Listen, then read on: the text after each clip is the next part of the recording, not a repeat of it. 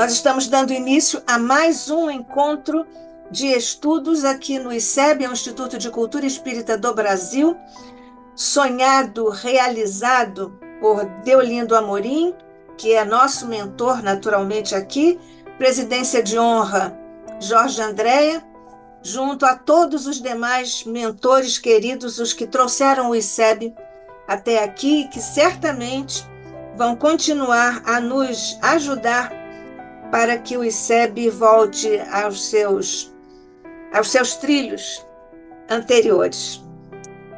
Jesus querido, neste momento em que nossos pequeninos corações dirigem-se ao teu, não só na esperança, Jesus, mas na certeza de que estás conosco, de que abençoas os nossos propósitos no bem, de que neste momento tu fazes jorrar por sobre o nosso querido ICEB, por todos os que agora estamos aqui trabalhando em ambos os planos de existência, participando deste estudo em ambos os planos de existência. Abençoa, Jesus, todos os nossos irmãos, em praticamente todos os quadrantes do planeta que tão amorosamente diriges, para que tenham força, coragem, resiliência, consolo, esperança, paz e luz. Nós te rogamos, Jesus, bênçãos especiais por sobre nosso querido irmão, amigo, companheiro, José Henrique Rubim de Carvalho, que vai nos trazer mais uma vez a contribuição generosa de suas pesquisas, como tem feito ao longo de tantos anos aqui no ICEB. Graças te damos hoje e sempre, sob o olhar de nosso Pai. Bem, nós temos então José Henrique Rubim de Carvalho, que é médico do trabalho, terapeuta de vida passada, terapeuta floral de Bach, presidente da Associação Médico Espírita de Nova Friburgo, AME Friburgo, membro da Associação Médico Espírita Carioca, AME Carioca, é o núcleo Nova Friburgo da AME Carioca. Expositor espírita em vários países e também aqui no ICEB. Rubim, muito obrigada outra vez, nós que estamos acostumados a este trabalho juntos aqui no ICEB ao longo de tanto tempo. Seja bem-vindo mais uma vez, como sempre, bem-vindo. Deus te abençoe, somos todos ouvidos. Então, eu estava agradecendo essa oportunidade de aqui estar unido a tantos companheiros das lides espíritas, de longos tempos, de longas datas. É sempre uma rica experiência poder ser oportunizado nesse instituto tão amado e tão querido. Isso me remete a um passado lá na Rua dos Inválidos, quando comecei ali pela AME Rio e automaticamente fui convidado pelo Instituto de Cultura Espírita do Brasil, sob os auspícios do Jorge Andréa, meu tutor, meu mentor, meu amigo, e não tenho palavras para falar do Jorge. Tal a minha ligação de coração com ele. Então agradeço mais uma vez essa oportunidade que possamos hoje desfrutar dos ensinamentos. Falando em tempo, só a título de ilustração, ontem esteve aqui em Friburgo meu querido amigo, o nosso Paulo César Frutuoso, e a nossa amizade, interessante, ela é desde 1969, então já se vão 55 anos. Engraçado, Nádia, que nos reconhecemos num aqueles simpósios que você organizava lá na UERJ, Sim, lembra-se? lembro, mas imagine, são inesquecíveis os nossos congressos Exatamente. lá. E aí, então, pela primeira vez, ele olhou para mim, eu olhei para ele, ué, acho que a gente se conhece. E aí, então, nós rememoramos que lá nos idos tempos, Em 69, fazíamos pré-vestibular de medicina. E ali nos conhecemos e então rememoramos esse belíssimo tempo que está na esteira da vida. E ontem ele esteve aqui, e congratulamos tudo isso, fez uma excepcional palestra, como sempre, e a nossa amizade continua. Então, queridos amigos, hoje vamos falar de, mais uma vez, do livro Evolução em Dois Mundos. Esse capítulo muito interessante, porque todos os dias nós morremos, porque dormimos. O fenômeno da emancipação da alma é o mesmo no sono físico como o é na morte. Apenas o sono é uma morte parcial. Quando vai haver o desprendimento da alma, a expansibilidade do perispírito, o desdobramento, mas ainda nos mantemos vinculados ao corpo. E sabemos da interferência da organização física. E quando falamos de sono, desprendimento, não podemos esquecer dos sonhos, que são muito importantes, com seus simbolismos, para interpretarmos, dentro do possível, o significado deles. Mas vamos acompanhar o estudo do nosso querido André Luiz, através das mãos abençoadas do Chico Xavier, sobre este capítulo, capítulo 17, Mediunidade e Corpo Espiritual, que nos fala sobre o sono e o desprendimento. Então vamos lá. Então André Luiz nos diz: sono e desprendimento. Releva, contudo, assinalar que, em se iniciando a criatura na produção do pensamento contínuo, o sono adquiriu para ela uma importância que a consciência e processo evolutivo até aí não conheceram. Então, a importância disso, quando, pela evolução, atingimos a condição do princípio inteligente, espírito, e esse pensamento contínuo que caracteriza o espírito humano, e não um pensamento fragmentado do reino animal, a importância do sono, né? Em que a consciência também vai estabelecendo as suas raízes, que até então não conheceram. Usado instintivamente pelo elemento espiritual como recurso reparador, no refazimento das células em serviço. Semelhante estado fisiológico carreou novas possibilidades de realização para quantos se consagrassem ao trabalho mais amplo de desejar e mentalizar. Então, o elemento espiritual, usado instintivamente por ele, através desse processo de emancipação, de desacoplamento parcial do corpo, das células, em que elas vão então se refazer energeticamente, enquanto o espírito emancipado do corpo vai ingressar no mundo espiritual de acordo com as suas necessidades evolutivas, travando contato com várias possibilidades de existências anteriores, lembranças, contatos espirituais, contato com outros encarnados.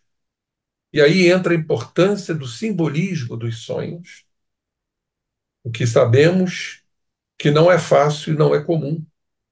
Muitos se esquecem do que se passou, do que ocorreu, neste processo gerado pelo sono físico, em que, repito, como diz André Luiz aqui, importante para o refazimento celular, energético, para o acordar e convocar, pelo despertar, a criatura para novos tentames.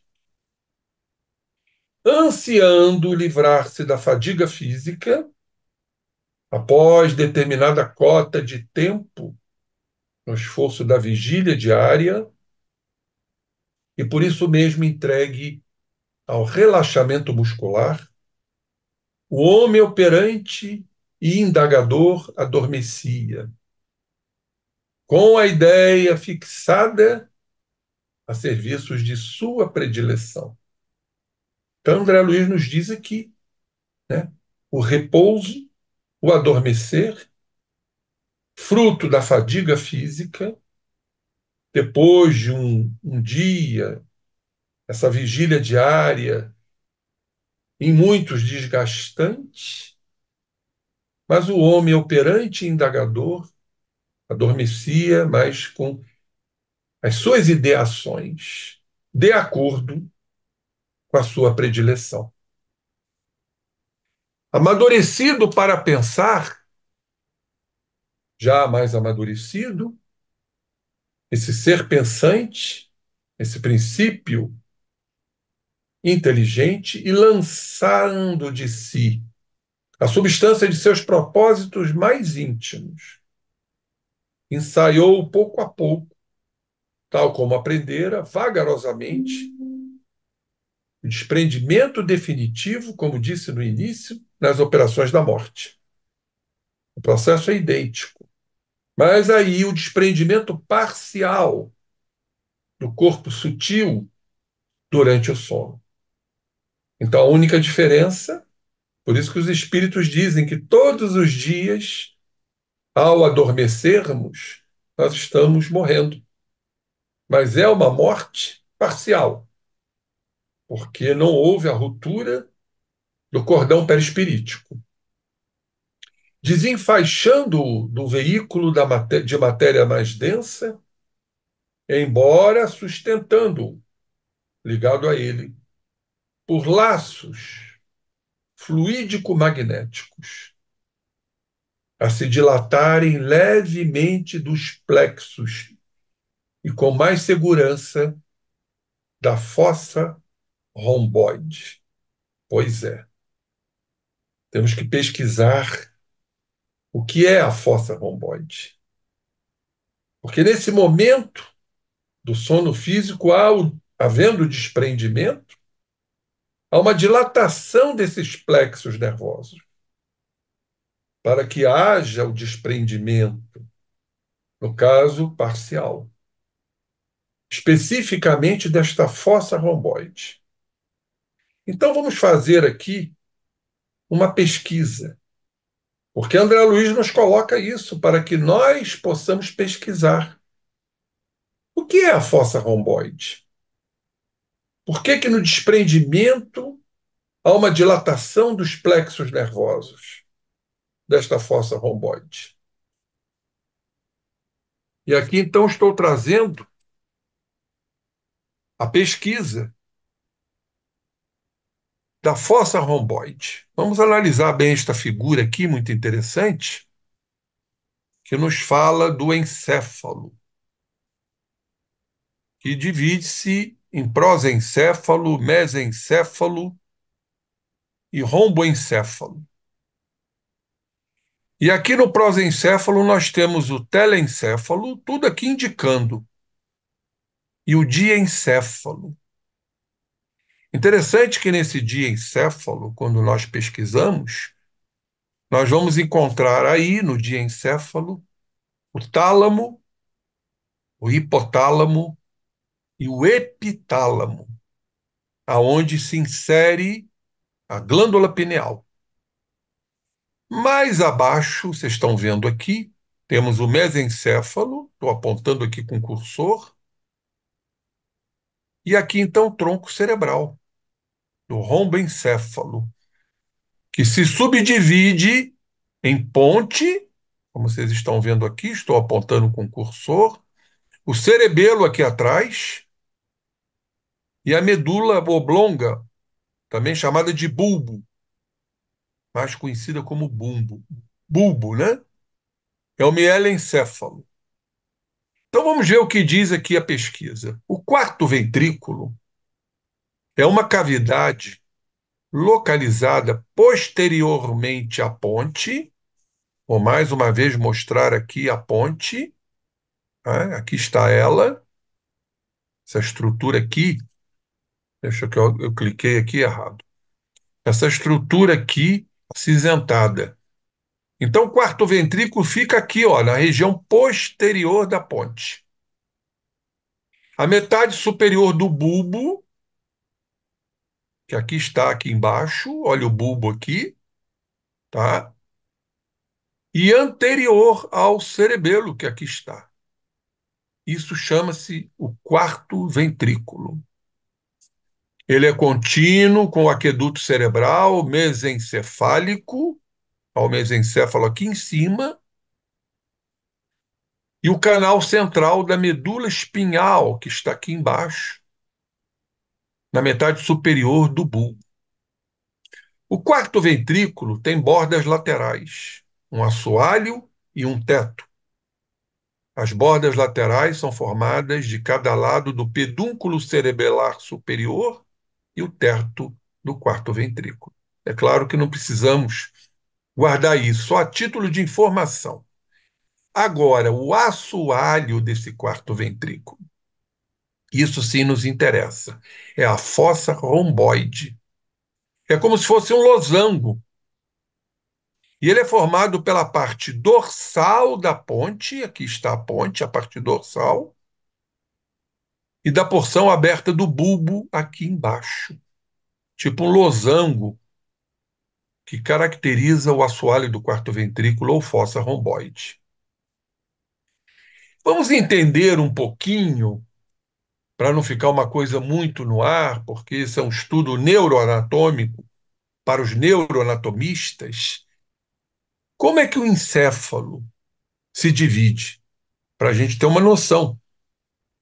Vamos recorrer didaticamente ao livro Cérebro Triuno, aonde esse trio aí maravilhoso, esses colegas da AME Brasil, nos ajudaram.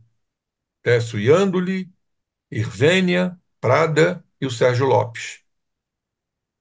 A Irvênia, então, ela foi indicada para nos mostrar a anatomia do encéfalo e do cérebro. Temos que fazer essa distinção porque muitos confundem o encéfalo com o cérebro. E são duas estruturas diferentes. Então, quais são os componentes do sistema nervoso? Considerando seus aspectos anatômicos e mesmo de localização de suas diferentes partes, podemos considerar no sistema nervoso dois grandes componentes. Quais são? O sistema nervoso central, perfeito? Vamos mostrar a figura daqui a pouco, que é constituído do encéfalo, que está dentro da cavidade craniana, e a medula espinhal, que está dentro do canal vertebral. Então, isto é o sistema nervoso central, o encéfalo e a medula. Um alojado na cavidade craniana, o outro alojado no canal vertebral. E o sistema nervoso periférico, né? É o caso dos nervos, constituído por estruturas que, grosso modo, está fora dessas cavidades. Então, o que está fora dessas cavidades é o sistema nervoso periférico, são os nervos, os nossos nervos. Olha essa figura, dá para ver claramente, ó, aqui o encéfalo alojado dentro do crânio, tá? A medula espinhal alojada dentro do canal vertebral e aqui os plexos, os nervos, é o sistema nervoso periférico. Esse é o bendito sistema nervoso, muito bem dividido e muito bem colocado. Então não tem como errar. encéfalo, a medula e os nervos. Muito bem. E o encéfalo? O encéfalo é constituído pelo tronco encefálico, que vimos agora há pouco, onde está a fossa romboide, que André Luiz nos coloca. O tronco encefálico é composto pelo bulbo, a ponte e o mesencéfalo. Então, a união do bulbo, da ponte e do mesencéfalo forma o tronco encefálico. O cerebelo, que fica atrás, e o cérebro. Este é o encéfalo. Vamos voltar aqui atrás, só lembrando, olha aqui o encéfalo, dentro da cavidade craniana. Então, sistema nervoso central, o encéfalo, nós temos o cérebro, aonde vamos encontrar o diencéfalo e o telencéfalo. Lembrando que o diencéfalo tem os tálamos, hipotálamos, né? Tálamo, hipotálamo e epitálamo. O cerebelo e o tronco encefálico, mesencéfalo, ponte e bulbo. Aonde aí se situa a fossa romboide, que no processo de sono se desprende o espírito do plexo nervoso para que o corpo adormeça. Vejam aí seu citude, a beleza que André Luiz nos traz. E a medula espinhal, dentro do canal vertebral. Olha aqui, aqui não é difícil entender. Olha o cérebro aqui, o telencéfalo e o diencéfalo, na chamada zona límbica do cérebro. Aqui o tronco, aonde vamos encontrar a fossa romboide. Mesencéfalo aqui, a ponte e o bulbo, e o cerebelo atrás. E embaixo, a medula espinhal, que está lá alojada no canal vertebral. Muito bem, só uma noção muito rápida, anatômica. Quais são as principais funções da fossa romboide? Pois é, vamos pesquisar isso para fazer uma correlação com o que o André Luiz nos traz. Olhem só, controle da atividade elétrica cortical e o que é importante, sono vigília. Então, a neurociências, a neuroanatomia, nos mostra a relação da fossa romboide com o sono e a vigília. Exatamente o que André Luiz nos trouxe. O desprendimento do espírito, né, se desacoplando do plexo nervoso lá da fossa romboide. Agora, temos outras funções aí que não precisamos aprofundar: controle eferente da sensibilidade, controle da motricidade somática, do sistema nervoso autônomo, neurovegetativo. Olha a importância dessa fossa romboide. Controle neuroendócrino, integrações de reflexos. Muito bem, visto isto, vamos voltar ao livro. Diz-nos André Luiz: encetado o processo de sonolência, com as reações motoras empobrecidas, agora já entendemos por quê, o desprendimento do espírito em relação aos plexos nervosos da fossa romboide, e impondo mecanicamente a si mesmo o descanso temporário, que é o período que a gente dorme, para auxiliar as células cansadas do dia a dia, de tensão. Isto desde as eras remotas, em que o pensamento se lhe articulou com fluência, dentro da evolução que mostramos, o pensamento contínuo e continuidade, claro. Permanece a mente, através do corpo espiritual, na maioria das vezes, justaposta ao veículo físico. Por isso entendemos, e daí eu coloquei esse destaque, essa justaposição, como a matéria com as suas impressões, com as suas memórias, elas interferem, né, durante o sono físico, no espírito que está ali se desprendendo. Tanto isso é verdade que existem estudos que quando é que a gente sonha? É o estado REM, Rapid Eye Movement, ali muito próximo ao corpo. Ali é que a gente sonha.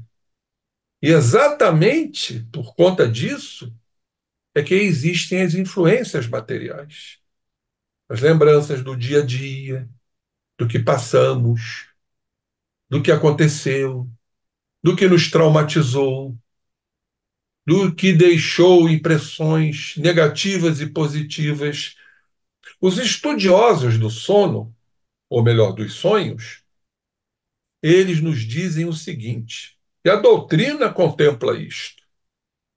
Normalmente sonhamos o que desejamos, assim como sonhamos com o que tememos. Ou seja, dentro das nossas experiências do dia a dia, aquilo que a gente deseja e aquilo que a gente teme. Não podendo esquecer das experiências que estão cravadas no passado, lá do inconsciente, que também se manifestam. E isso nós entendemos claramente quando passamos, através dos sonhos, por experiências que não estão consentâneas de acordo com o nosso dia a dia. Pessoas que nunca vimos, experiências que estão em desacordo com a nossa forma de ser. Porque nesse momento também afloram lembranças do passado, que, junto com as lembranças atuais, junto com os trânsitos espirituais, muitas vezes geram o que chamamos, isso está na doutrina espírita, os chamados sonhos confusos. Uma mistura de imagens, uma mistura de ideações, muito difíceis para a legítima interpretação. Bom, a guisa, nos fala André Luiz, de um cavaleiro que repousa ao pé do animal, de que necessita para a travessia de grande região, em complicada viagem, dando-lhe ensejo à recuperação e pastagem. Corpo físico que precisa se recuperar, precisa pastar aí, como André Luiz nos coloca, precisa ter o alimento para o refazimento celular, enquanto o espírito ele se recolhe ao próprio íntimo, em si mesmando-se para refletir ou imaginar suas imaginações, seus reflexos, de conformidade. Isso é importante citarmos com seus problemas, com suas inquietações, com suas necessidades, com seus desejos e acrescentaríamos aqui também com seus temores, que caracteriza o ser, o espírito propriamente dito, enquanto a matéria descansa no refazimento celular. Vamos trazer aqui, para ilustrar o nosso trabalho, como funciona esse processo de emancipação da alma. Temos que estudar isso, estudando o perispírito. E esse livro, para mim, é um ícone do nosso querido Zalmino Zimmermann, que nos fala das propriedades do perispírito no capítulo 2. Então, ele começa a nos dizer sobre expansibilidade. Então, quando existe emancipação da alma, há uma expansão do perispírito. Apenas uma expansibilidade, não uma ruptura, que seria no caso da morte. A expansibilidade. O perispírito é plástico, se expande. Então, diz ele aqui, o perispírito, intrinsecamente indivisível, ele é indivisível, pode, entretanto, conforme suas condições, expandir-se, aumentando nessa expansão o campo de percepção.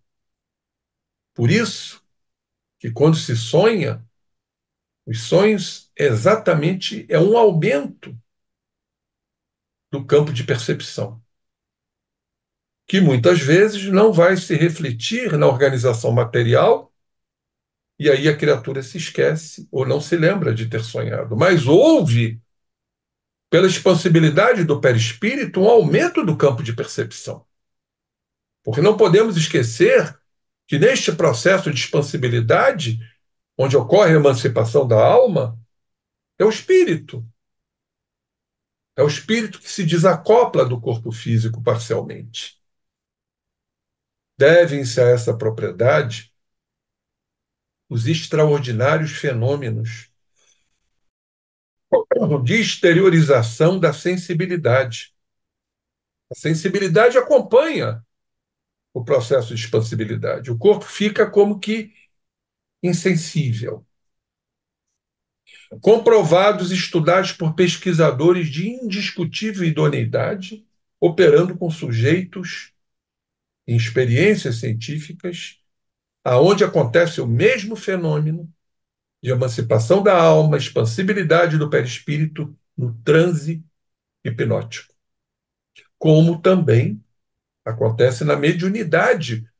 Mediunidade, transe hipnótico, sono físico, são processos idênticos em que há emancipação da alma. Olhem só, é a expansibilidade do perispírito que faculta também, em outro grau, a deflagração do processo de emancipação da alma, como falamos, conforme a expressão de Kardec. Expandindo-se, o perispírito pode chegar a um estado inicial de desprendimento.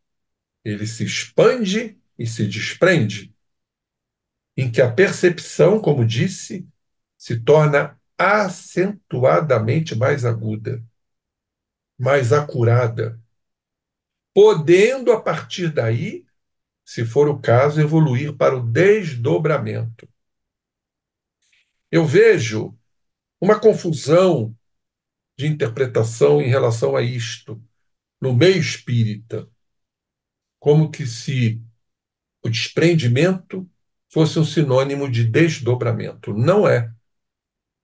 Não é. Simplesmente não é. Quando se desprende, o espírito vê o seu corpo. No desprendimento, o espírito vê o seu corpo. Ele se vê fora do corpo, mas ele não identifica o local onde ele está. E se está se relacionando com outro espírito. Isto acontece no desdobramento. Interessante isto. Isso consta nesse livro Perispírito, fazendo uma diferença que muitas vezes é tão tênue, é tão diáfana essa diferença, que é muito difícil dizer se o espírito está desprendido ou se está desdobrado. Mas há uma diferença didática, né, entre um e outro. Por que que isto é importante? Porque no desdobramento, memórias mais profundas afloram. Memórias que não estão, muitas vezes, ligadas à existência atual. Olha que coisa fantástica isso. Daí, lembranças de vida passada, memórias antigas, que estão mais fincadas nas estruturas mais profundas do perispírito. A envolver já uma outra notável propriedade psicossômica também, que é a bicorporeidade. A expansibilidade perispirítica, aliás, está na base, como falei, dos principais processos mediúnicos. Haja vista, por exemplo, que é a exteriorização do perispírito, do psicossoma, que me permite ao vidente a captação da realidade espiritual. A vidência, que é um processo anímico. Isso é muito interessante nós relatarmos. A vidência não é um processo mediúnico, é um processo anímico. É uma faculdade, né, que uns trazem através de suas predisposições. Não são todos que têm vidência. É da própria alma da criatura. Agora, se através da vidência houver um contato espiritual, um diálogo espiritual, poderemos dizer que aí o processo é medianímico, ou seja, é um processo anímico e um processo mediúnico. Interessante nós relembrarmos, isso aconteceu com Saulo, nas portas de Damasco. Ele tinha essa característica de vidência. Quando ele viu o Cristo rasgar o céu e aparecer para ele, os cavaleiros que estavam ao lado dele nada puderam observar. Isso está no livro Paulo Estevão. Só ele viu o Cristo. Ou seja, um processo de vidência, um processo anímico. Depois, então, houve o diálogo com Jesus. Saulo, Saulo, por que me persegues? Quem és tu? Eu sou Jesus. E aí, então, houve o processo inicial de conversão do Saulo. Reconheceu seus erros por perseguir Jesus, autoconhecimento, e naquele momento ele se aceitou. O processo de conversão, que os gregos chamam de metanoia e os franceses chamam de metanoiete, é um processo de aceitação. Ou seja, a criatura se aceita nos seus erros, para então haver a transformação, que foi ao longo do curso da existência de Saulo, que depois, então, como sabemos, tornou-se Paulo de Tarso. E a frase característica desta conversão: que queres que eu faça, Senhor? Então houve um diálogo entre Saulo e o Cristo, caracterizando o processo medianímico. Então permite ao vidente a captação da realidade espiritual e que também, graças a essa propriedade, é que se torna possível o contato perispirítico, perispírito a perispírito, ou seja, mediúnico, que marca o fenômeno chamado de incorporação. Continuando aqui no livro, o desdobramento, nos fala o autor, que nada tem a ver com o que se conhece em neurologia, na medicina, como sensação de despersonalização. A neurologia coloca como despersonalização, quando em verdade é um desdobramento. É hoje não só plenamente reconhecido, como estudado por pesquisadores de importantes centros, entre eles a Universidade de Kansas City, nos Estados Unidos, que a ele se referem como experiência de saída do corpo, out of the body experience, saída do corpo, desdobramento. Bom, eu falei do desdobramento porque, para diferenciar do desprendimento, baseado nesse estudo aqui, que eu achei extraordinário, do livro O Problema do Ser, do Destino e da Dor, de Leon Denis, lá na primeira parte, A Vida no Além. Olhem o que ele nos traz. Uma comunicação que foi feita, está no livro, provém do espírito de um espírita militante, homem de coração e convicção esclarecida. Era Charles Fritz, fundador do jornal La Vie d'Outre-Tombe, em Charleroi. Ele fundou esse jornal.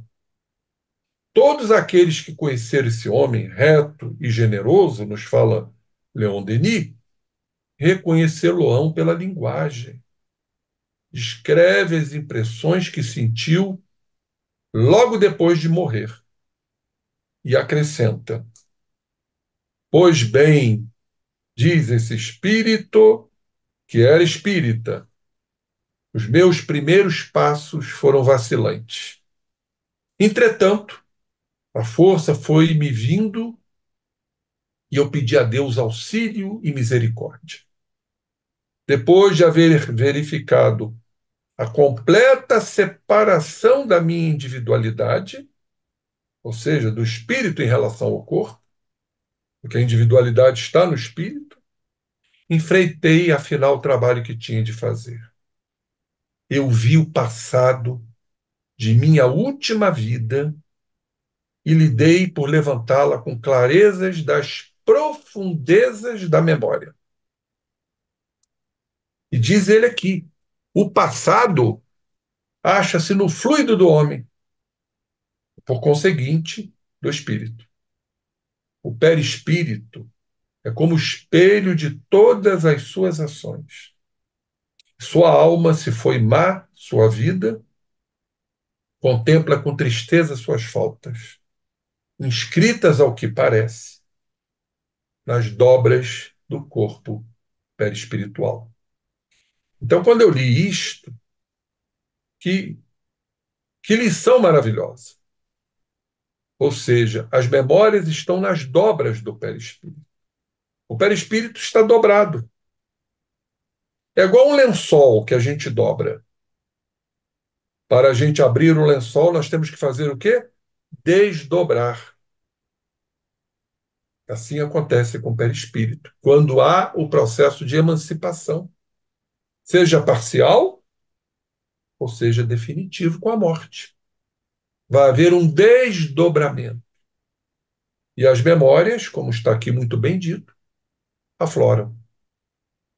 E as memórias mais profundas também, de experiências transatas. Então a gente começa a entender a diferença entre desprendimento, expansibilidade começa, desprendimento e desdobramento, que são definições diferentes.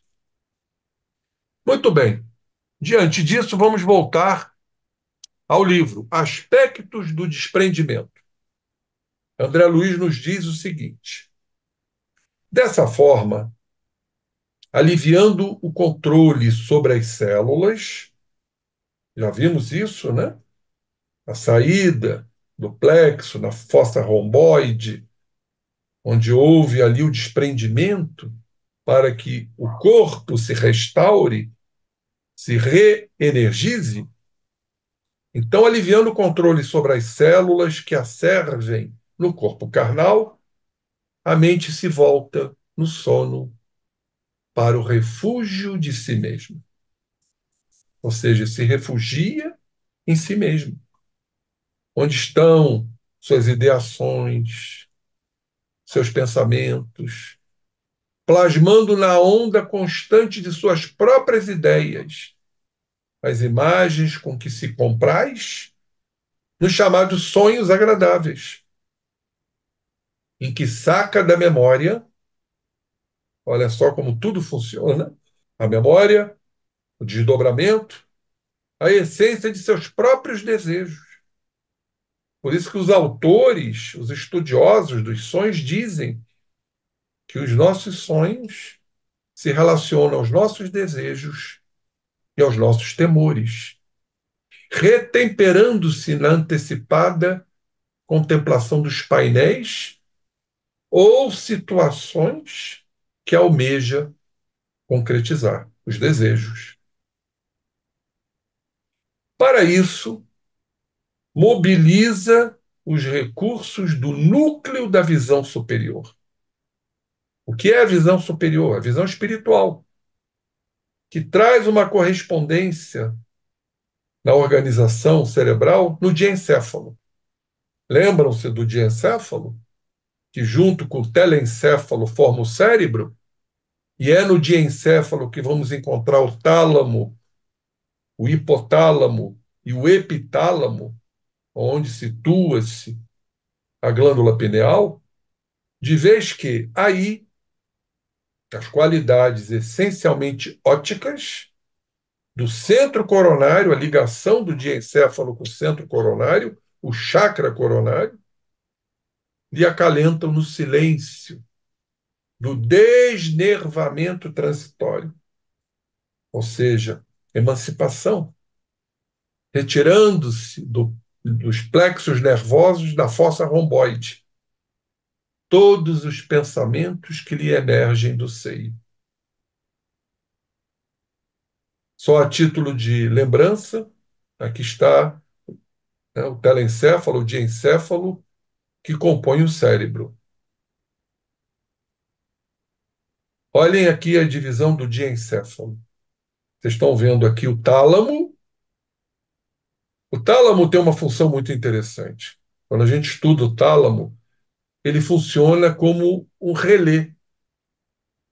As informações que chegam no tálamo são filtradas e emitidas para a região cortical, a região cognitiva do cérebro.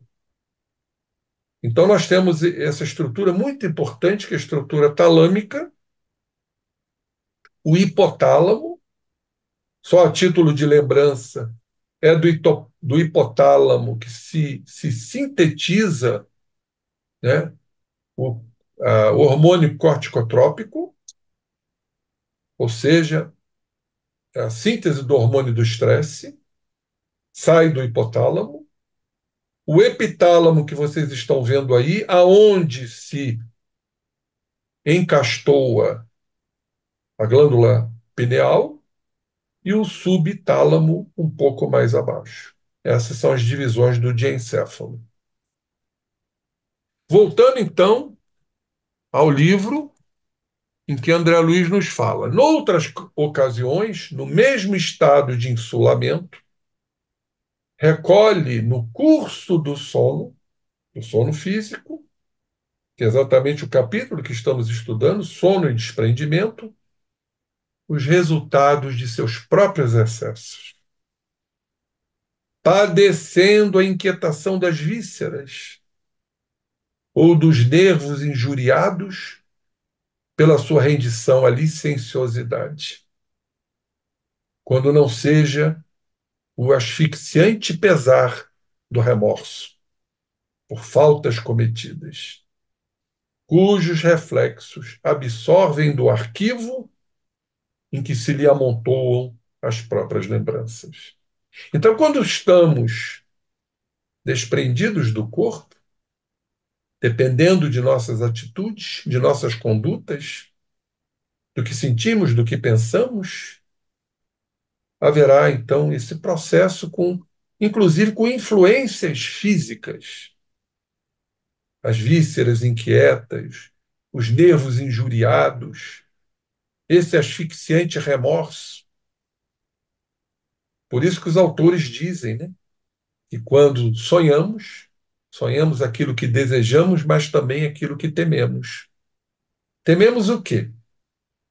Tememos os nossos desajustes, nossas distonias mentais.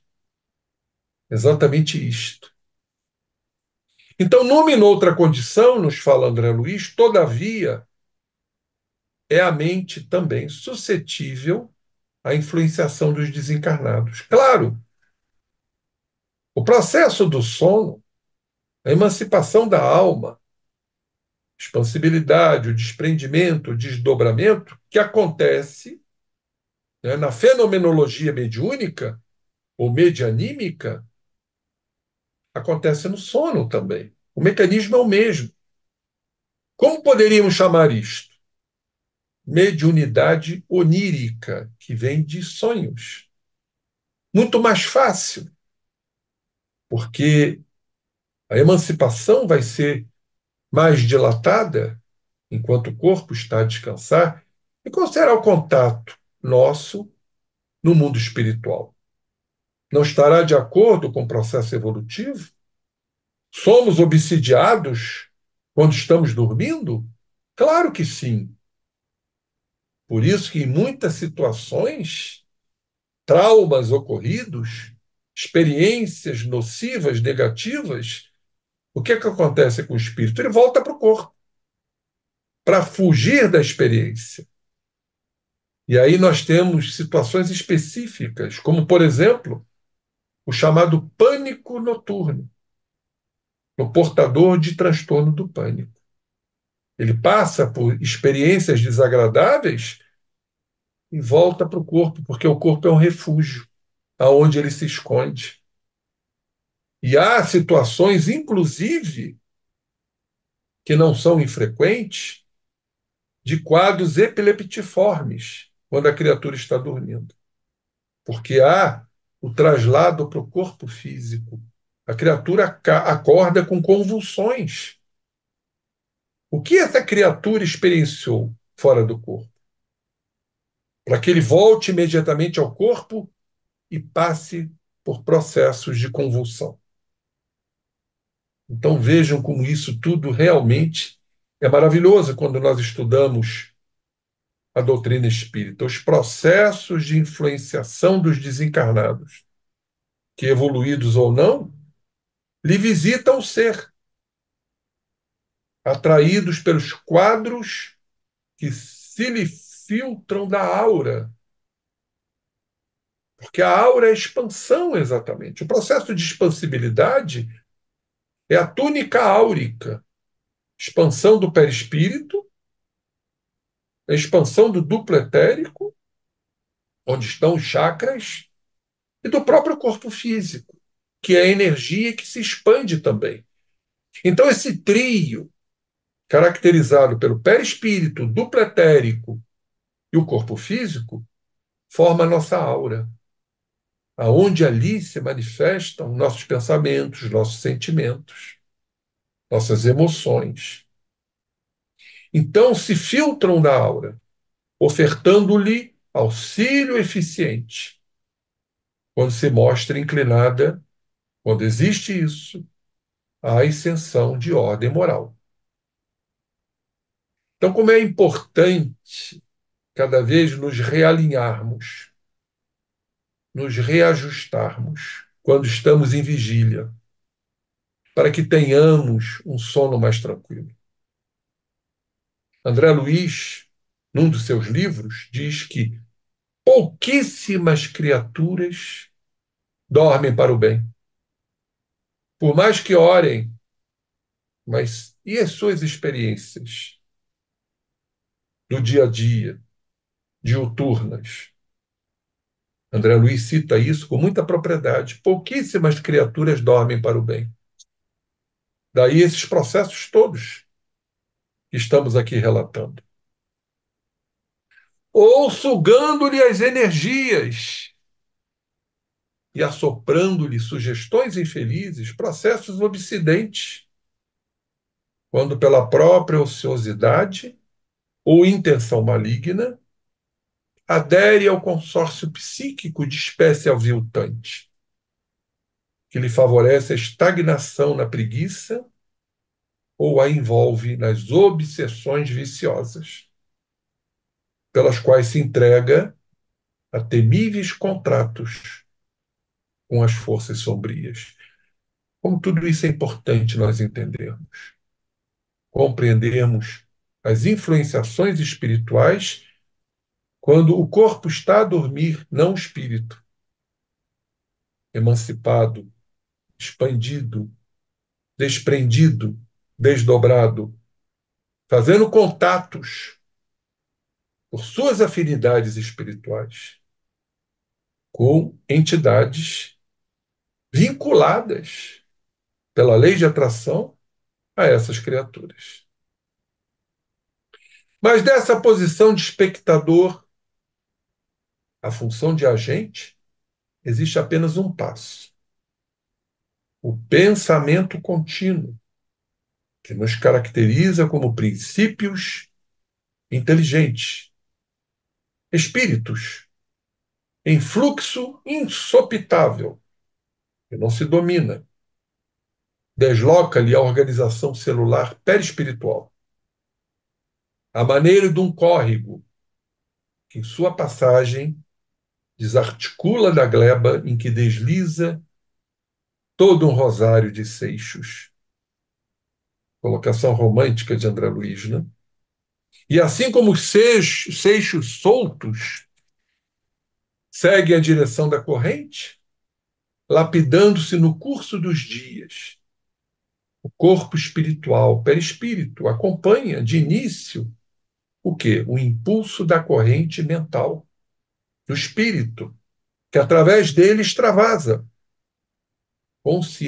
conscienciando-se muito vagarosamente no sono, que lhe propicia uma meia libertação, uma libertação parcial.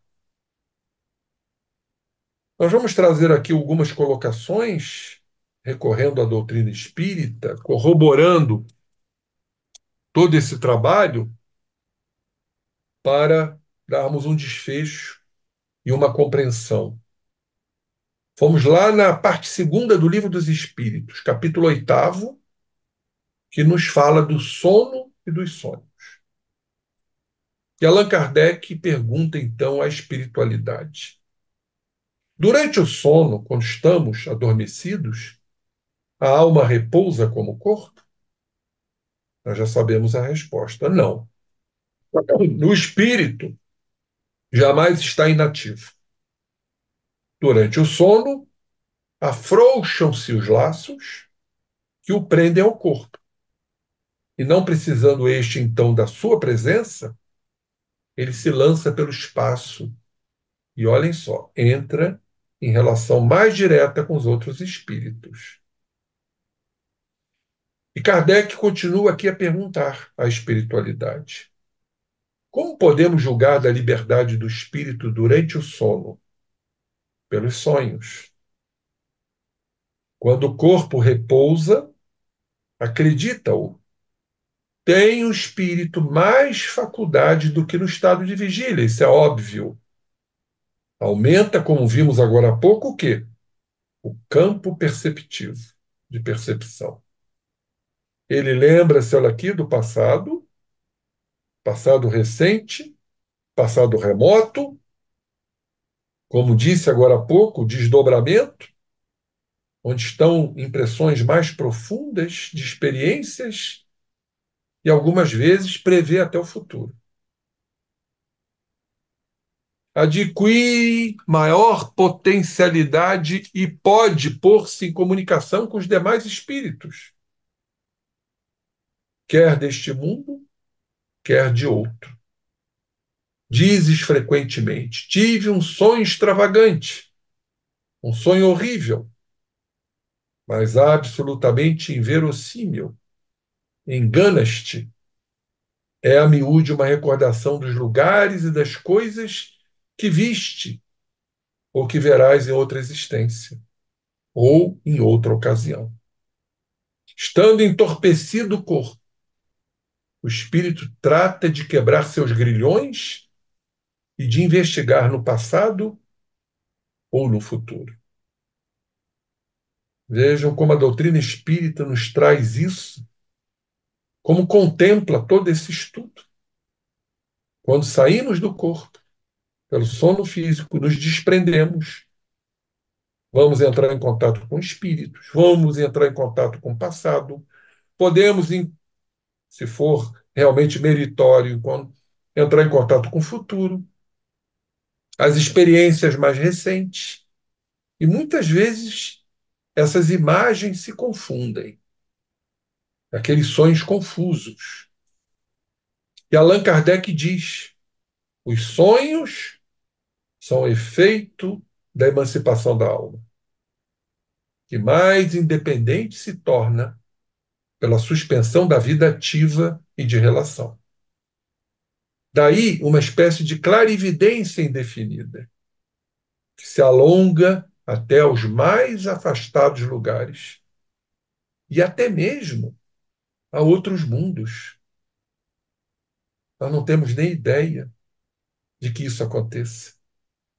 A gente se afastar para outros mundos, para outros orbes. E quiçá já estivemos lá. Por que não? Daí também a lembrança que traz à memória acontecimentos da precedente existência, como foi dito, ou das existências anteriores. O passado, que vem lá do inconsciente arcaico, como nos coloca muito bem o professor Jorge Andréa, as singulares imagens do que se passa ou se passou em mundos desconhecidos, isso é muito frequente, entremeados de coisas do mundo atual, é que formam esses conjuntos estranhos e confusos, que nenhum sentido ou ligação parecem ter. A incoerência dos sonhos ainda se explica pelas lacunas que apresenta a recordação incompleta que conservamos do que nos apareceu quando sonhávamos. É como se a uma narração se truncassem frases ou trechos ao acaso. Reunidos depois, os fragmentos restantes, nenhuma significação racional teriam, embora tenham sido reais. Questão 405 do Livro dos Espíritos. Kardec pergunta: acontece com frequência verem-se em sonho coisas que parecem um pressentimento, que afinal não se confirma? A que se deve atribuir isto? Quantas vezes a gente tem um pressentimento de que algo vai acontecer e não acontece? A que se deve atribuir isso? A espiritualidade respondeu: pode suceder que tais pressentimentos venham apenas a confirmar-se para o espírito.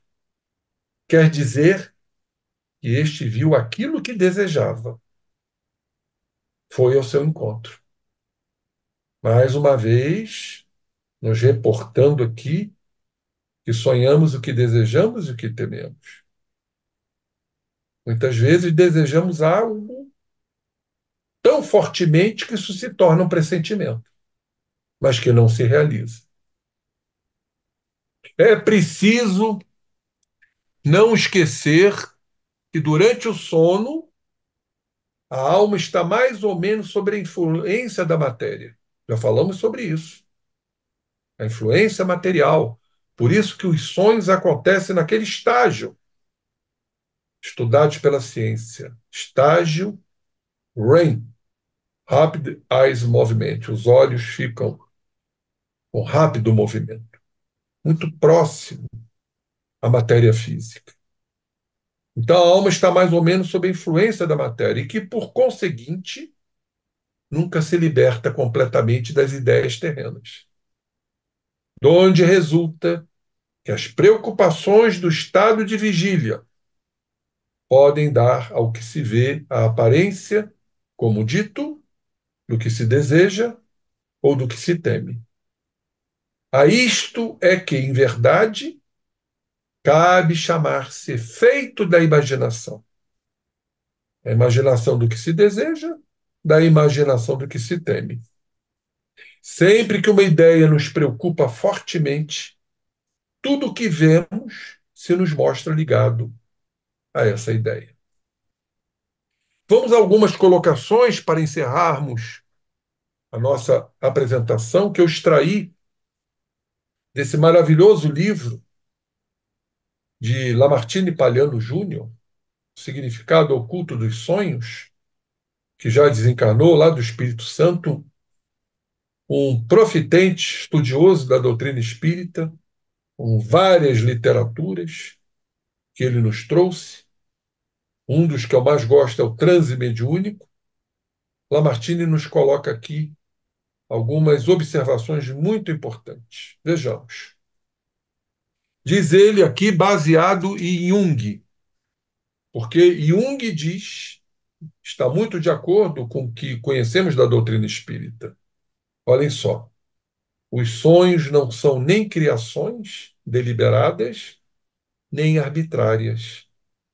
São fenômenos naturais e nada mais do que aquilo que pretendem ser.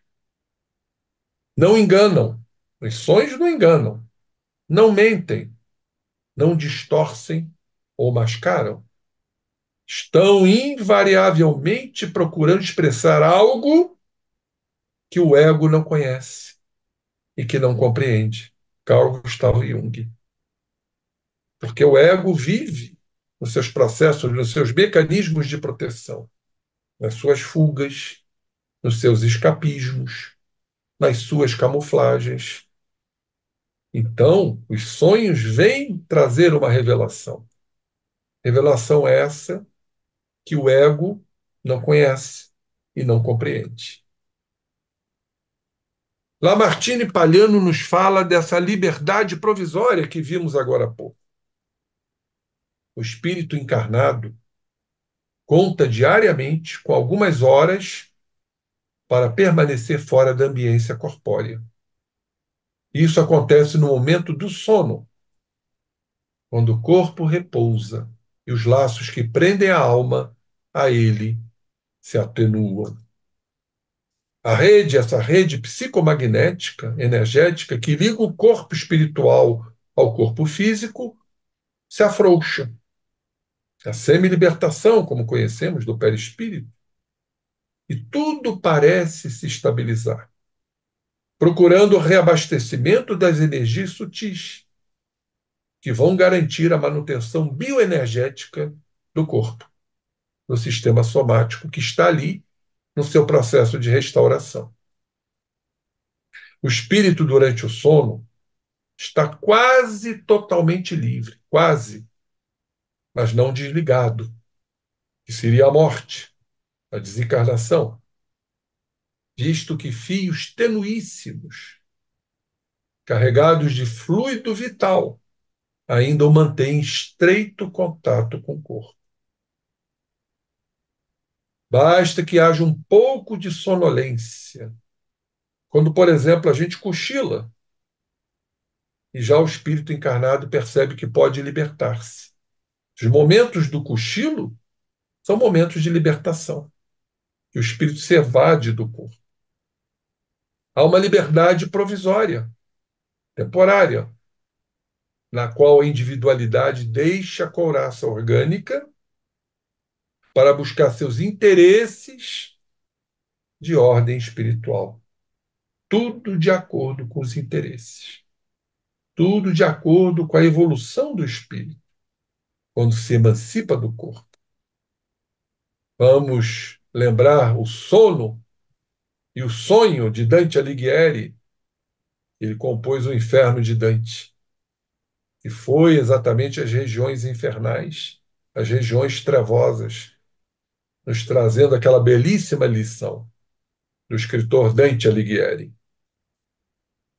A evidência disso está na experiência de vida de cada um com a sua experiência. É necessária apenas uma maior atenção para as ocorrências existenciais, os acontecimentos do dia a dia, para constatar o fato, já que, mesmo no estado de vigília, sempre se tem momentos em que a alma é evocada ou evoca alguém.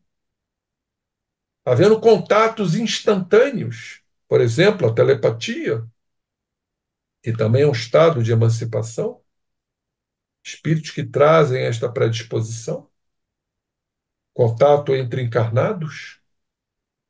Então, aí que está, ó, lembranças, telepatias, encontros inesperados, visões inexplicáveis, pressentimentos e fenômenos psíquicos menores que demonstram haver no homem mais que apenas corpo.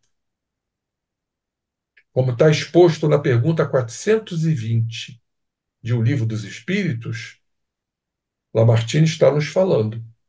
O espírito não está preso no corpo como se estivesse dentro de uma caixa. Ele irradia para todos os lados. Por isso ele pode se comunicar com outros espíritos, mesmo no estado de vigília. Sem emancipação, sem desprendimento, sem expansibilidade, sem desdobramento, ainda que o faça mais dificilmente. É mais raro. Não há dúvida de que ele também pode se comunicar com outras pessoas, desde que tais pessoas tenham a necessária sensibilidade e o percebam. Os processos telepáticos, por exemplo. Durante o sono, quando há aparente sensibilidade e inconsciência, o espírito está pleno. Ele não precisa de repouso. Ele trabalha, busca outros espíritos desencarnados, ou mesmo aqueles que também estejam em liberdade provisória. outros encarnados. A lei do campo mental que rege esse fenômeno é justamente a das afinidades. A vontade, nos coloca aqui ele, delibera o campo de interesse. Tudo, em verdade, ligado aos processos de afinidade. Se a vontade é fraca e indecisa, há um determinismo que supera o livre-arbítrio, enredada nos liames mais grosseiros. A alma é mantida num automatismo, caracterizando o determinismo, que delineia a sua condição inferior e a baixa dimensão vibratória de sua preferência. Os que não veem senão as necessidades do corpo, materiais, permanecem à volta deste, como sentinelas medrosas, sem a visão maior da amplitude dos espaços divinos. Mesmo livres, ficam absorvidos pelo objeto de seus interesses, enclausurado nele. Porém, de ordinário, a alma emancipa-se. Entra em seu mundo psíquico de referência. Se tem um coração enredado por forças negativas e viciadas, penetra os umbrais do mundo psíquico inferior, que escolheu para si mesma, ao preferir o quê? A indisciplina, a desobediência às leis de ordem universal, que estão escritas na própria consciência. Caso a alma tenha um coração livre, ditoso, cheio de amor, ela consegue vislumbrar o seu ambiente natural, iluminado pela paz divina, e não se permite ficar em definitivo nesse local por causa de suas obrigações no mundo corpóreo. Tem que voltar para continuar, cumprir, né, o seu, o seu périplo quando encarnado. De um modo ou de outro, a alma ligada ao corpo pelas forças psíquicas com que sutiliza a matéria densa sofre a influência, como vimos, dos estímulos advindos do corpo, que, de alguma forma, registra as atividades espirituais praticadas, qualquer que seja o lugar por onde a alma esteja viajando. O cérebro, mesmo em descanso, o cérebro em repouso, mantém seus neurônios em atividade, como verdadeiros chips, em miríades de conexões sinápticas e energéticas, a partir das ligações fosfóricas do trifosfato de adenosina em circuitos integrados, decodificando cada estímulo. Por isso nós sonhamos, porque, embora estejamos em repouso, o cérebro está no seu trabalho. Haverá os registros daquilo que sonhamos pelo sono físico. Então, seja do próprio corpo que dorme ou da alma em liberdade, a qual, mesmo à distância, aciona os elementos básicos das vias neuroanímicas do corpo, ainda não muito bem compreendidas pelos homens. A cada estímulo, um quantum de memória, catalogado como mais relacionado com o estímulo que chega, é liberado, formando histórias, cenas, a simbologia dos sonhos, muitas vezes interpretados no âmbito livre da imaginação. É nessa compreensão que se deve observar a não existência de uma simbologia geral, com significados pré-determinados. Por isso, na interpretação dos sonhos, temos que ter muito cuidado, porque cada ser interpreta de uma forma. É um estudo muito complexo de um terapeuta, de um psicólogo, querer colocar isso dentro de uma simbologia geral. Sendo possível deduzir que cada ser mental tem seus próprios símbolos, de acordo com suas fixações, com suas experiências nesse ou naquele setor da vida. Existem, porém, os momentos de transe em pleno sono, quando a alma vê e o cérebro permite a filtragem perfeita da ocorrência, daqueles que sonham, despertam e se lembram, que muitas vezes pode ser comprovada, como acontece nos fenômenos da vidência comum, da dupla vista, da visão à distância. Tão bem estudados e registrados nos anais das ciências psíquicas, assim como também acontece com as possibilidades de comunicação à distância entre pessoas vivas.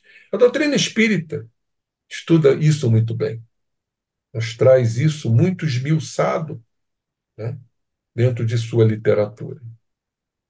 É preciso não esquecer, contudo, que a alma em liberdade recupera grande parte de suas condições de espírito livre e errante, podendo viajar a uma distância nunca antes imaginada. Abrir canais psíquicos para o passado, falamos sobre isso, revendo o que já fez e buscar no futuro novos conhecimentos e novas esperanças. É imprescindível, diz ele, portanto, que todos os dias o homem se prepare, se eduque para a vida espiritual, pois a cada momento de sono ele tem a sua liberdade provisória. Quando pode esclarecer-se, aprender, colaborar, renovar sua programação de vida, traçar novos planos de reajuste frente à lei divina e a si mesmo. Eis uma das grandes contribuições do Espiritismo para a humanidade, pois ele tem colocado a lâmpada da verdade no velador, para que todos possam ver a sua luz. Essa mensagem, esse estudo, é de André Luiz, uma mensagem psicografada numa reunião lá no Espírito Santo, no dia 15 de dezembro de 1998, quando o professor Lamartine Palhano Júnior notificou ao grupo de companheiros que havia terminado de escrever esta monografia sobre os sonhos.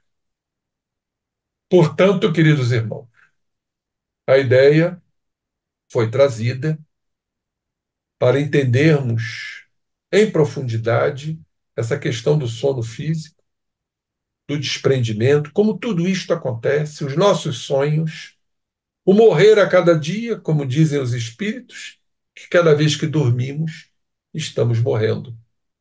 Porque há realmente um processo muito idêntico à morte.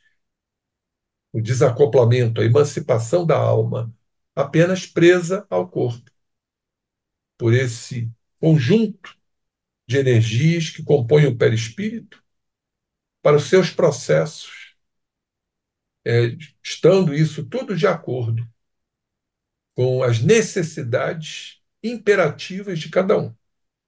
Quando nos desprendemos e vamos a locais por necessidades que desconhecemos aparentemente. Então, isso é um estudo muito interessante e creio que ainda temos muito que aprender a respeito dos sonhos a partir do sono físico. Mas a ideia foi trazer esse estudo para que todos nós tenhamos um mínimo de compreensão. Ok, meus irmãos? Que Jesus nos abençoe cada vez mais, estudando, porque doutrina espírita temos que estudar, digo eu, diariamente, sem, Incessantemente.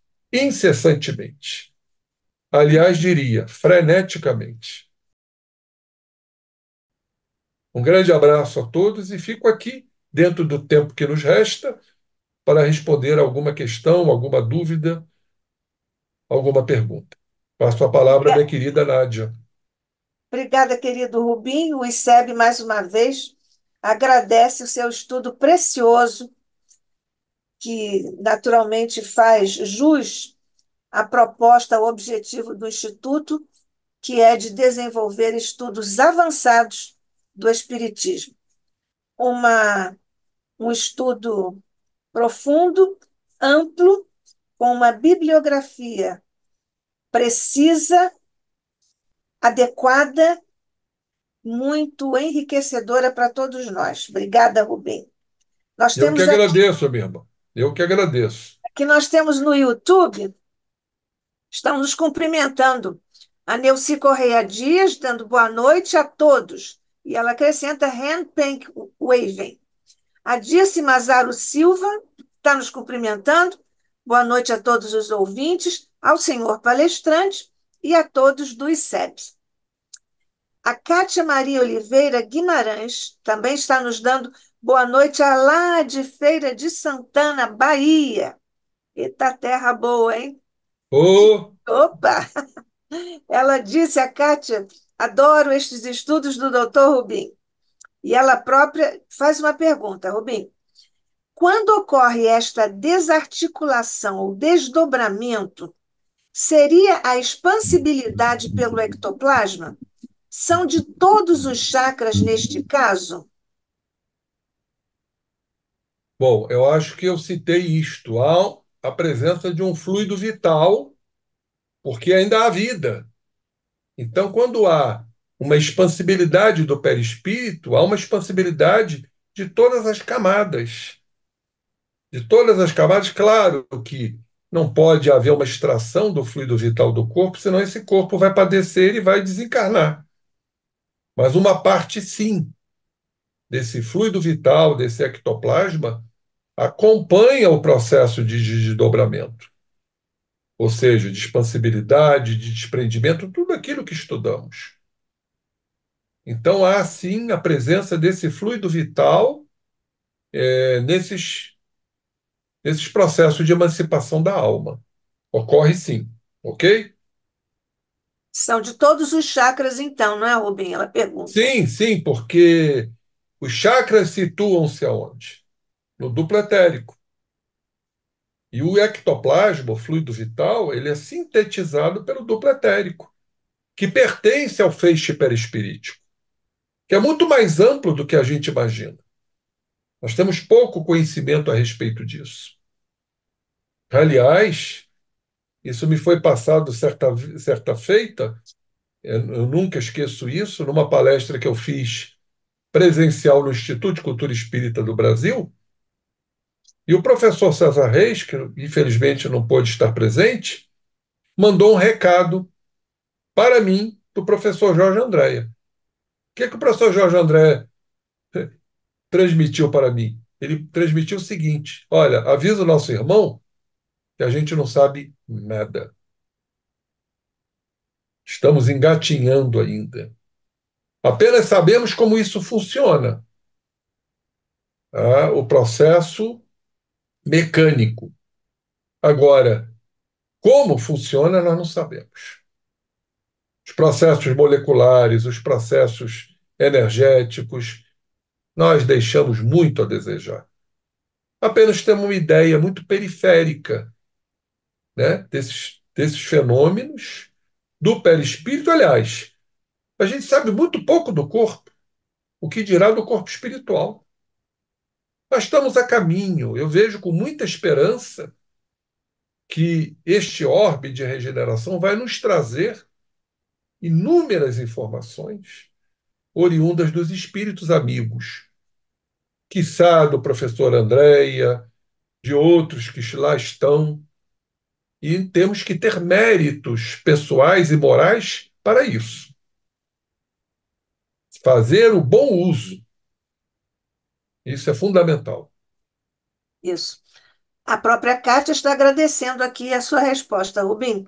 A Zilda Lúcia está dizendo que foi uma aula maravilhosa.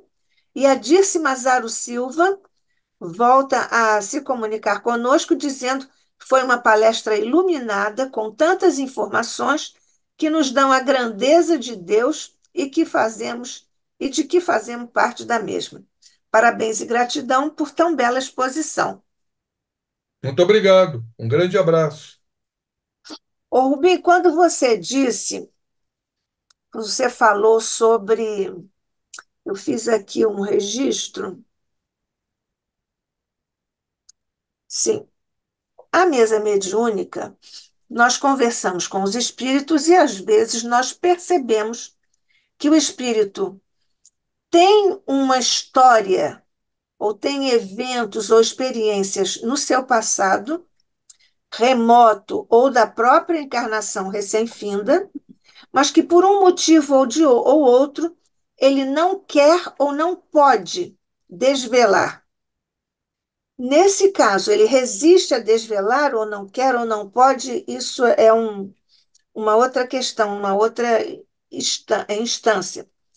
Como é que os mentores fazem? Porque às vezes nós pedimos aos mentores que nos ajudem a desvelar, ou que ajudem o próprio espírito a desvelar os ascendentes daquela situação em que ele se encontra em seu próprio benefício e processo de restabelecimento do equilíbrio. Qual é o mecanismo que os mentores fazem para esse, digamos, esse evolver da, da memória do espírito que ficou ali por ele mesmo, às vezes, bloqueada? Pois é, essas comunicações, primeiro, temos que entender que toda comunicação traz o cunho da afinidade. Quando nós estudamos os estágios da mediunidade, nós vamos ver que o primeiro estágio é o estágio de sensopercepção, onde os órgãos sensoriais passam a sentir a presença espiritual. Esse é o primeiro estágio. O segundo estágio é um processo de interconectividade, de perispírito a perispírito. Então, o médium está emancipado, nós estudamos isso hoje, houve a expansibilidade, houve o desprendimento, pode ter havido desdobramento para poder diferenciar do desprendimento, para ver a conexão. Mas os estudos nos mostram que há uma interconectividade. Então, eu costumo dizer o seguinte: nunca é uma informação só, uma experiência só do espírito. Também tem a participação do médium, do colorido do médium, das suas experiências, muitas vezes arquetípicas, que estão no seu passado, de outras experiências do coletivo da criatura, para haver uma conexão energética pela afinidade. E o terceiro estágio é o circuito medianímico, ou mediúnico, como muitos falam, né? Ou seja, o que é um circuito? É aquilo que o médium transmite para o espírito e o espírito para o médium. Nós chamamos isso de um circuito. E claramente isso nos leva a crer que o processo medianímico é um processo de autoconhecimento para o médium também, não é só para o espírito. Então, o que vem exatamente vai atender às necessidades do médium, como do espírito. Nem tudo pode vir, tem que haver uma permissão do mundo espiritual. Agora, como isso funciona, por exemplo, um espírito rebelde, obstinado, teimoso, nós não sabemos. Eu, pelo menos, não sei. Mas a comunicação estará de acordo com a necessidade desse espírito, necessidade momentânea, assim como do médium. Nem tudo pode ser transmitido. Vejam bem, o processo encarnatório, nós temos um grande véu, que é o corpo. Esse é um grande véu, um véu denso, porque nem tudo pode vir à tona do seu passado. Desarticularia completamente, desajustaria, né, o encarnado. Eu digo que o corpo é excepcional nesse sentido, aonde o que chega à consciência é o que tem que vir. Agora, isso, claro, é elaborado, é coadjuvado pela espiritualidade superior, no sentido de que as manifestações devam estar de acordo. Como reter isto? Não é? Nós não sabemos, em verdade, mas existe um trabalho da espiritualidade para que a comunicação esteja de acordo com a necessidade daquela comunicação. sim. Né? Mas, Vamos imaginar que haja ali né, uma eclosão de informações, desajustaria completamente o equilíbrio do médium, que precisa estar equilibrado para recepcionar essas comunicações, até porque elas estão de acordo com a evolução e com as experiências do médium. Então, acho isso muito importante. É como se houvesse uma preservação do médium, porque o espírito está sem corpo. O espírito tem contato com a sua realidade, muitas vezes gerando estados de perturbação espiritual. Então, isso não pode ser trasladado para o médium que se desajustaria diante disso. Então, há uma filtragem sim. Agora, mecanicamente, como isso funciona, nós desconhecemos. Mas que isso acontece, acontece sim. Rubem, Vai ser transmitido aquilo que é preciso. O foco da minha questão não era exatamente com relação ao médium em si, no seu processo de ato de comunicação mediúnica. Eu Era, entendi. não, é porque então talvez não me tenha expressado bem. É que o processo a que eu me referia é na interioridade do espírito comunicante. Sim, O sim, espírito comunicante, quando conversamos com ele, através do médium, evidentemente, nós perfeito. conversamos com ele, identificamos que, evidentemente, sempre há uma causalidade, mas ele não consegue ou não quer, por algum motivo, dizer esse elemento causante, fundante daquela, daquele bloqueio com relação à causa do estado em que ele se encontra e se apresenta à mesa mediúnica. Então, nós pedimos, os dirigentes da reunião, materialmente falando, porque os verdadeiros dirigentes são os mentores. Sim.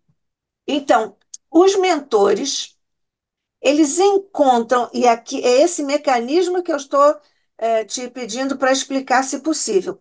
Os mentores ajudam, de alguma maneira, a fazer emergir de uma fase ou de uma instância não consciente do espírito comunicante, a experiência, a lembrança, o trauma, o que seja, que ele não desvela.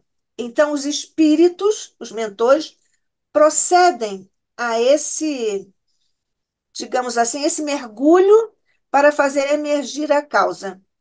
Era disso. Pois é, Com o eu, médium, é com o espírito comunicante. perfeitamente. Eu vou mais ou menos fazer aqui uma analogia com as nossas experiências em regressão de memória. É a mesma coisa.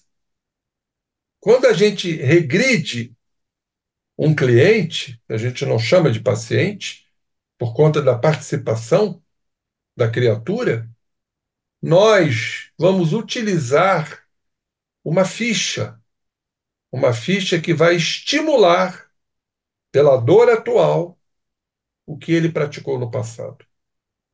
Então, nem tudo vem à tona, porque há, exatamente pela ação do terapeuta, e poderíamos fazer aí uma analogia com um instrutor, com um doutrinador, que vai se utilizar por uma experiência, né? Porque o doutrinador ele tem que ter experiência em saber retirar a dor desse espírito, perfeito?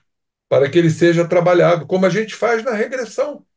Aí não é um doutrinador, aí é um terapeuta.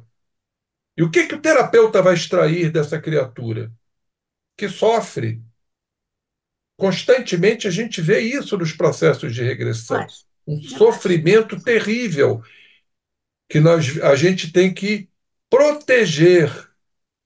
Na regressão, a gente utiliza proteção e transformação, com muito carinho, com muita delicadeza, com muito suavidade, porque nós estamos diante de um grande sofrimento.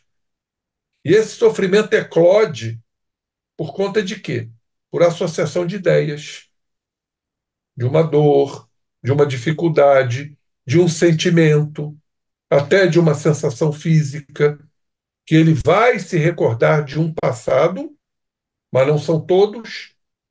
Tanto isso é verdade que muitas vezes temos que fazer várias regressões, porque só um setor, só um segmento, só uma lembrança vai vir à tona, em que ele vai revelar, né, qual é o fator causal daquele problema. Por isso, nós temos uma ficha de indução que é relatada, é composta pelo próprio cliente na consulta. Qual é a tua dificuldade? Ah, minha dificuldade é lidar com meu pai. Qual é a emoção que acompanha essa dificuldade? Ah, eu me sinto culpado. Então, quando a gente faz a indução, a gente utiliza essa ficha. É como se houvesse, não, há uma associação de ideias. E aquilo então vem à tona. Funciona através de um magnetismo, de uma atração, para que ele revele sua dor do passado e entenda a dor do presente. Exatamente isso que acontece. Então, creio que numa reunião mediúnica aconteça a mesma coisa, porque nós vamos trabalhar com o quê? É um processo de regressão de memória, de uma dor que esse espírito, né, já passou na sua última existência ou na penúltima existência. Aquele trauma que, em verdade, se sobressai.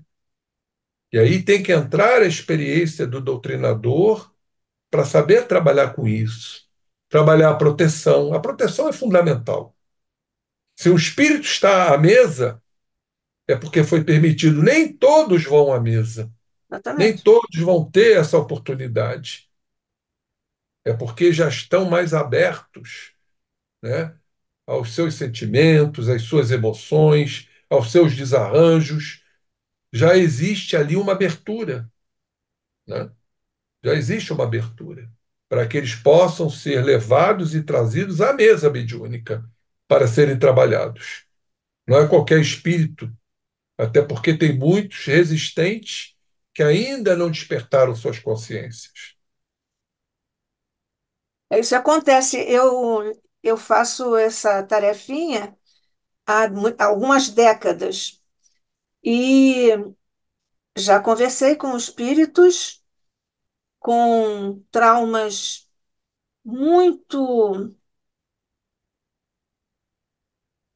muito incrustados na profundidade do psiquismo Sim, durante séculos, séculos.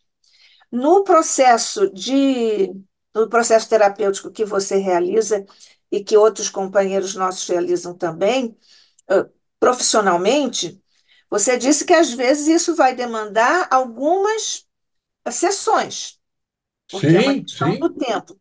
Ali, a mesa mediúnica é uma questão do momento. no Isso momento. acontece no momento. Então, esse mecanismo é que eu queria saber se você tem alguma, pelo menos, hipótese de como fazem os mentores.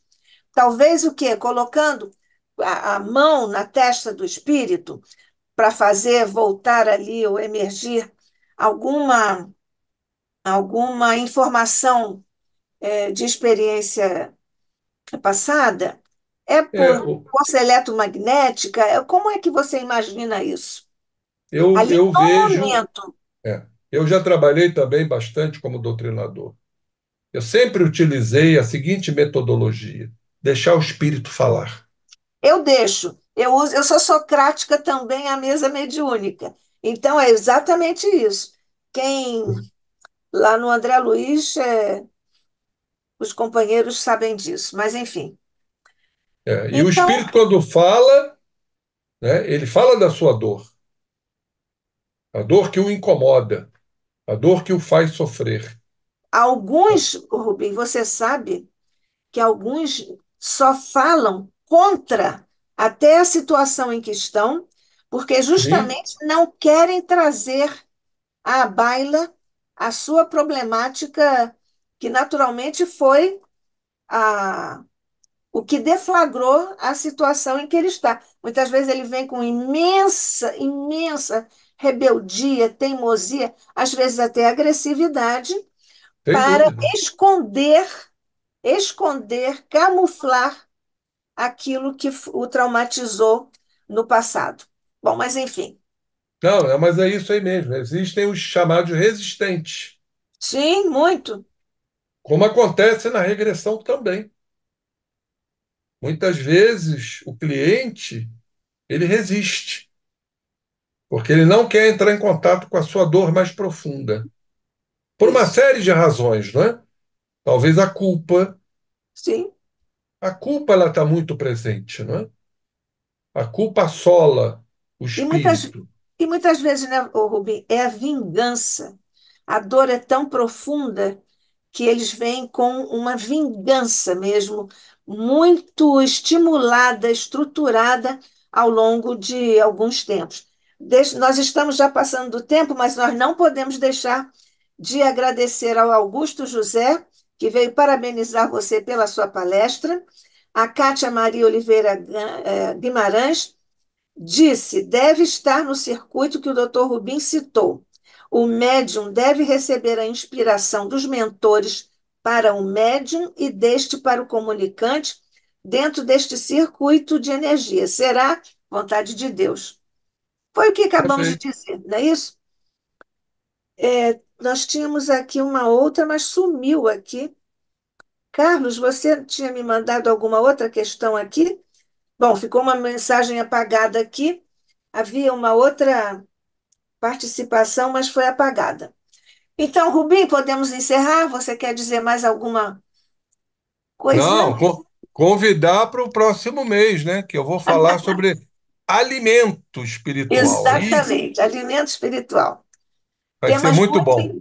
temas muito importantes. Bom, eles vêm de André Luiz, têm que ser necessariamente importantes e edificantes para nós. José Henrique Rubim de Carvalho, beijo no seu coração, o ICEB mais uma vez agradecido a você por mais um belo estudo. Até o nosso próximo encontro Se sobre Deus quiser. alimento Estaremos espiritual. juntos. Tá certo? Se Deus quiser, com muita alegria. Agradecendo a todos que estiveram conosco, ao teu coração, mestre querido, ao teu manto, Maria, que fez descer em flocos de luz por sobre todos nós, por sobre o nosso querido Rubim, por sobre todos os irmãos, mentores e companheiros que estiveram conosco em ambos os planos de existência. A tua paz, mestre, a tua luz, a tua resiliência possam estar conosco e com todos os nossos irmãos em humanidade, em ambos os planos de existência. Que assim seja, sob o olhar de nosso Pai. Graças a Deus.